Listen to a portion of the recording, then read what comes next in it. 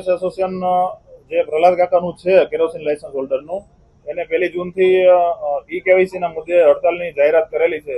પરંતુ ઈ કેવાયસીનો મુદ્દો એવો છે કે જે સરકારનો એક સુધારાવાદી મુદ્દો છે અને સરકાર અને ગ્રાહકોને લગતો મુદ્દો છે. આ મુદ્દાને સાથે એસોસિએશનને કે સસ્તાના વેપારીને કઈ લાગતું ઓળખતું નથી.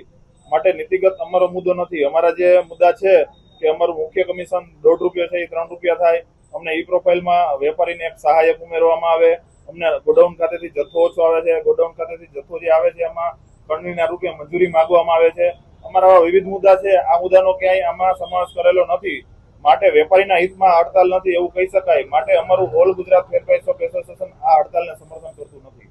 છેલ્લે યુદ્ધની સ્થિતિ હતી ત્યારે સરકારશ્રીએ મે અને જૂન આ 2 મહિનામાં 4 માસનું અનાજ એક સાથે આપી દેવું, જેના કારણે ગ્રાહકોએ યુદ્ધ જેવી સ્થિતિ જો દેશમાં સર્જાય તો પોતાના ઘરમાં 4 માસનું અનાજ પડ્યું રહે.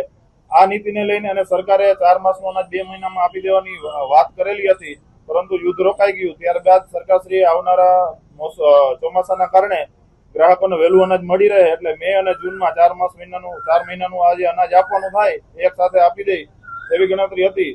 પરંતુ ઈ દરમિયાન 15 મેના રોજ સરકારશ્રીએ ઈ કેવાયસીની સ્થિતિએ જથ્થાની ફાળવણી કરી. ખાસ કરીને જૂન માસ માટે જે લોકોને 15 મેની સ્થિતિએ ઈ કેવાયસી થયા હતા એટલો જ જથ્થો જૂનમાં આપ્યો. 13 મે પછી જે વેપારીઓ જે કાર્ડ હોલ્ડરો છે ઈ કેવાયસી કરી આવ્યા, ઈ લોકોનો જથ્થો સરકારશ્રીએ જૂન માસ માટે ફાળવણી કરેલો નથી. માટે આવી 30% જે જનસંખ્યા છે કે જેને જૂનમાં જથ્થો મળવાનો નથી.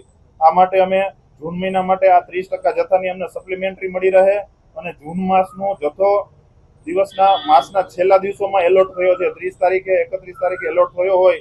સરકારશ્રીએ 1 થી 5 જૂન માટે ખૂબ જ ઓછી મુદતમાં વિતરણ કરવાનો સમયગાળો આપેલો છે. એટલે આ જૂન માસના વિતરણના સમયગાળાને પણ વધારવામાં આવે આવી અમે વર્તમાન માંગ લઈને આજે જિલ્લા પુરવઠા અધિકારી શ્રી સમક્ષ અમારી રજૂઆત કરવા જઈ રહ્યા છીએ. મુશ્કેલીઓમાં આ મોટી મુશ્કેલી છે તો કાર્ડ હોલ્ડરની છે અને અમે માનીએ છીએ કે કાર્ડ હોલ્ડરની મુશ્કેલી છે એ વેપારીઓની મુશ્કેલી છે.